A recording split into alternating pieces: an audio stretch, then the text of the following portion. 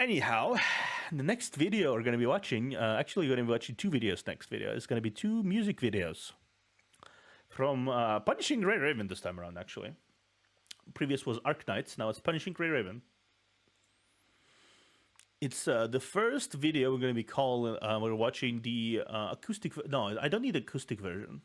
I don't need acoustic version. Where's the actual version? Acoustic version, why am I saying, okay. All versions mix. Let's listen to the frick. Ascending, there you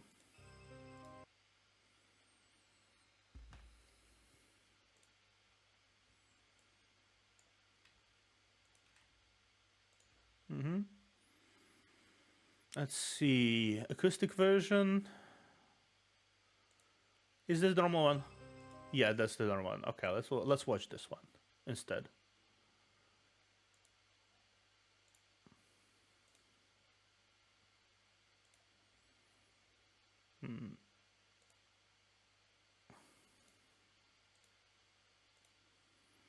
Let's watch this one instead. Okay, so PunishingGrayRaven, Ascending, LIV Solaeter, main theme, live to the wallpaper engine. Survival Lucem. Survival Lucem. Okay, Lucem, whatever. Okay. I believe the version with lyrics is called Circling. I see. Well, this one is just. I think I'm gonna listen to the original one, like just the theme of itself. Also, I already hear Moonlight Sonata notes.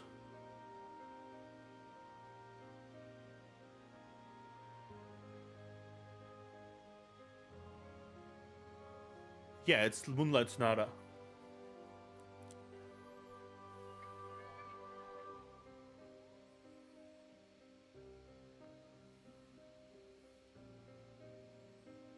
It's like motif from there, not exactly correctly replicated, but it's definitely inspired by it, I'd say.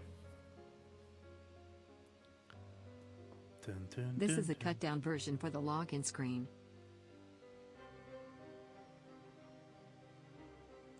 Well, I'll listen to it first, and then I will listen to any other thing.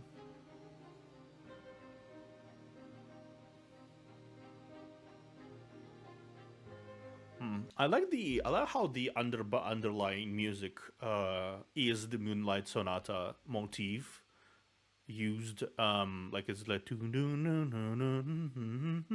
then there's completely, it's adding its own layers on top of it, basically adding its own musicality here.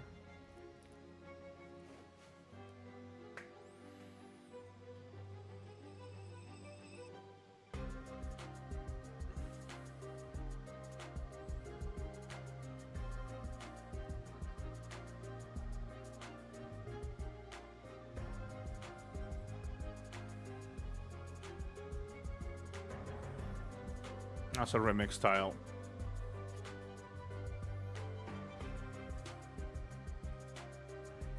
Interesting.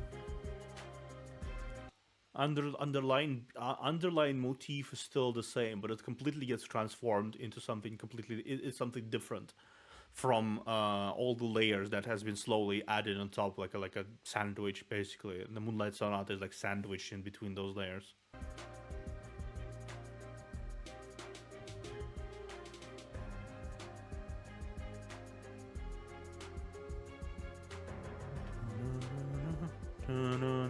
Yeah, it says that.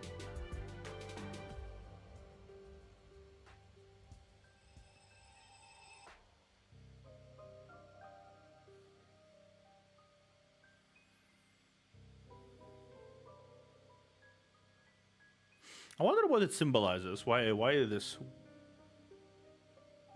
melody?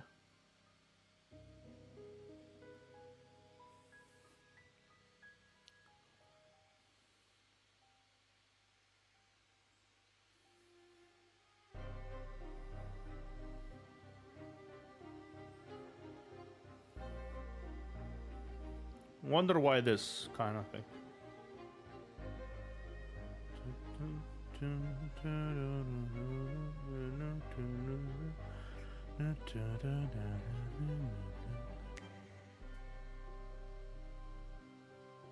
Oh, okay, I like this. Yeah. We're gonna listen to another version, I think, of it.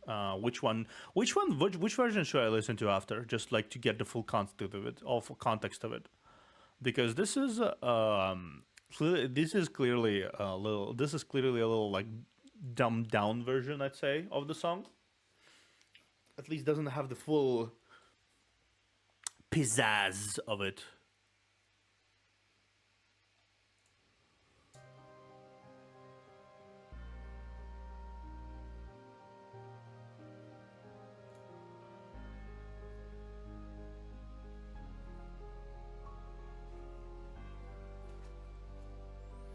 It's LIV, right?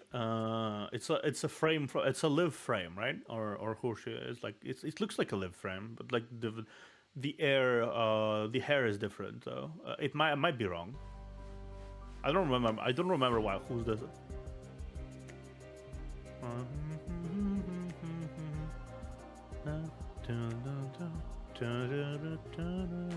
Yeah.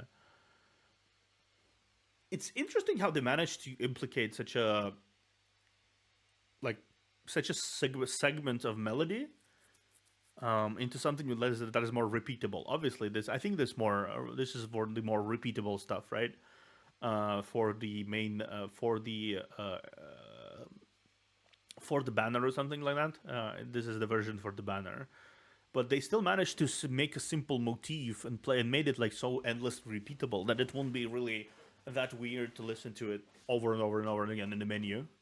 It's kind of catchy with still that same underlying moon sonata, or like what it's called, moonlight sonata underneath.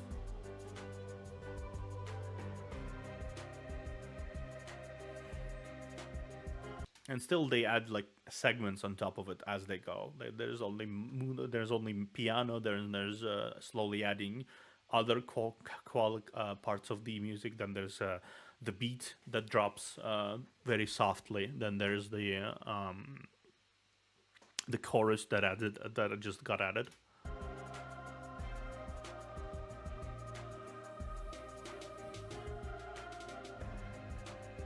Everything blends very seamlessly into a melody that it goes on and on and on.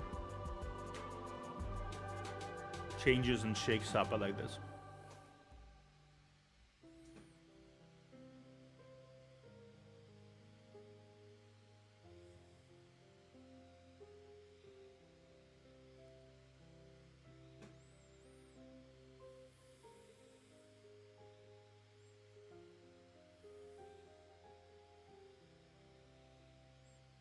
I have this.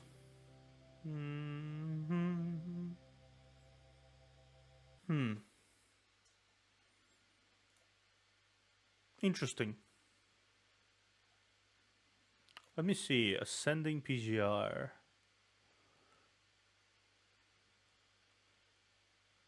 You listened to the original one, did you?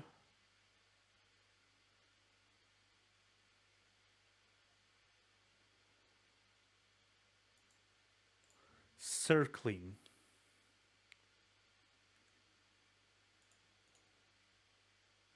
Is it spoilery to watch?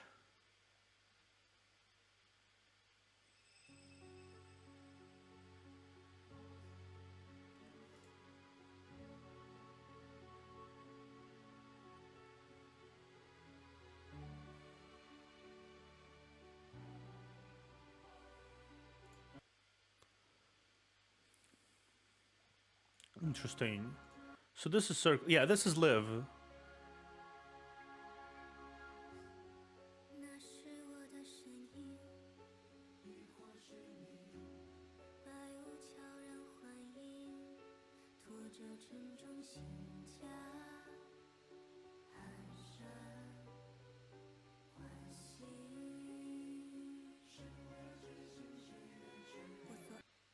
Yeah, this really does add a lot of material, a lot of like what's it called? This really does add a lot of material to the song. The beat name for my emotions. Once saved.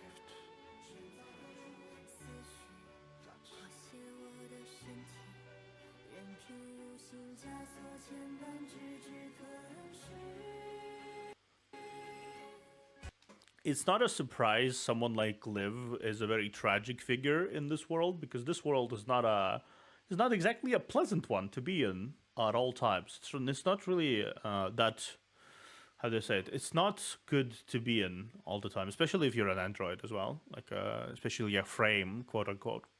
You have to fight all the time. You lose comrades all the time. It's just like someone. PGR bullies live a lot. Oh, I know already at this point, because even by this point where we start the story, Liv already got abducted once. Liv already got nearly forced into helping out these Forsaken, not forced, but asked to help Forsaken, and got fucking trapped in a subconscious world with another corrupted version of her consciousness, nearly taking over her body or something. She needed to be saved there, and it's like I imagine the more it will go, the more she will get hurt. Because usually how depressing games like to handle characters that are kind and soft is by beating the shit out of them. And and I can already see a lot of beating the shit out of this. Circling. My route.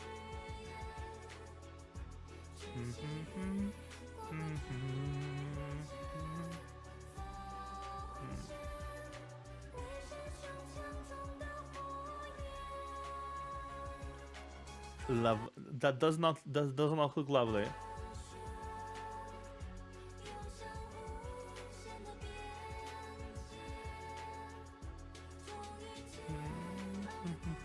Finally, suffering. Oh, lovely text. Hurt. More lovely text. Issued in the end. Yeah, it's Liv.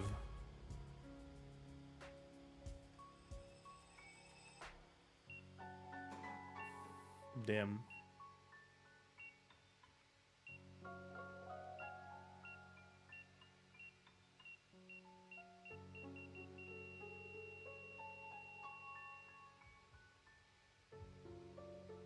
I can get some sort of context from it, but I don't really know the story yet, so I don't really know the full context. But I can get that the events that will happen further forward in the game will not be too kind on our dear live whatsoever.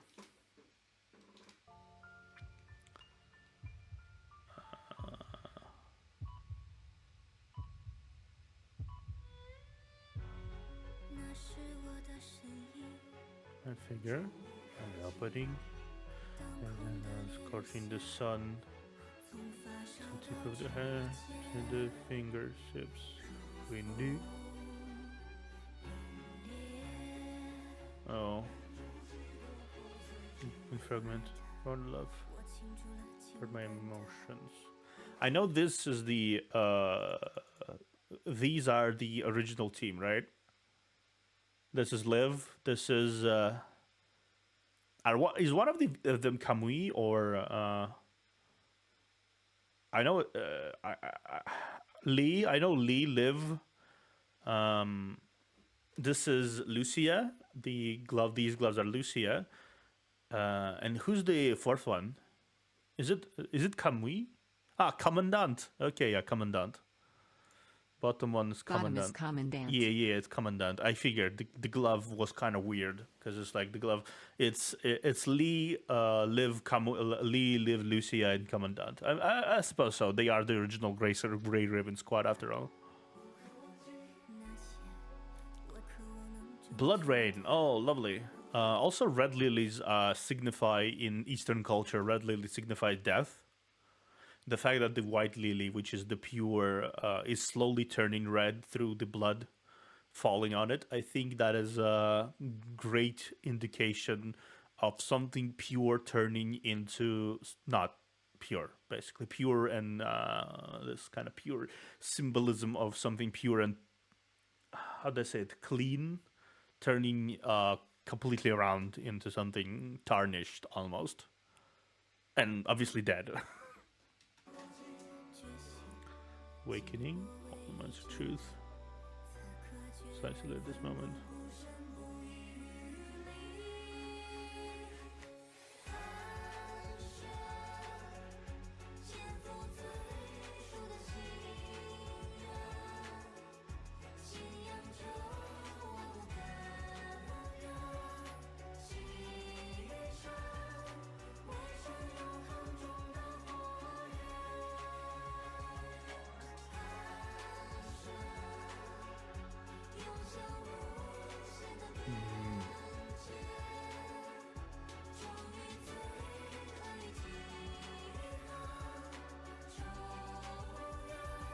Yeah, again, that same figure.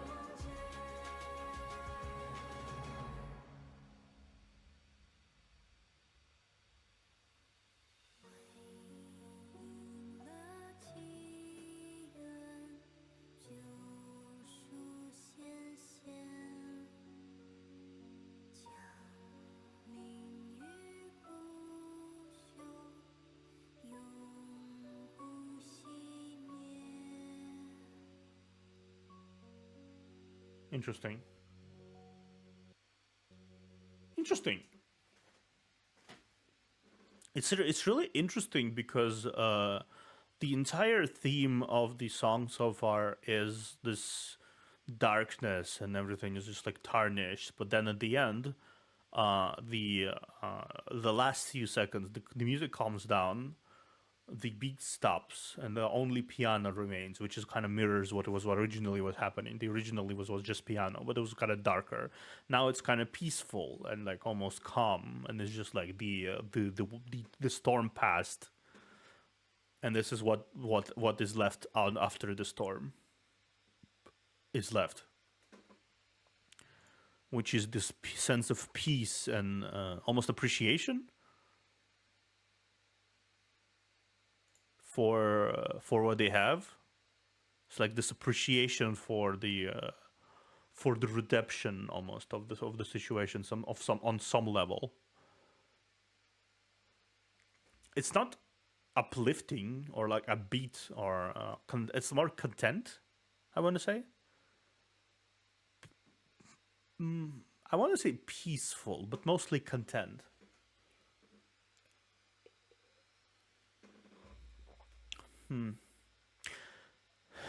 I'm guessing it's symbolic to how the associated chapters work for whatever for this frame and this kind of thematic part of the story.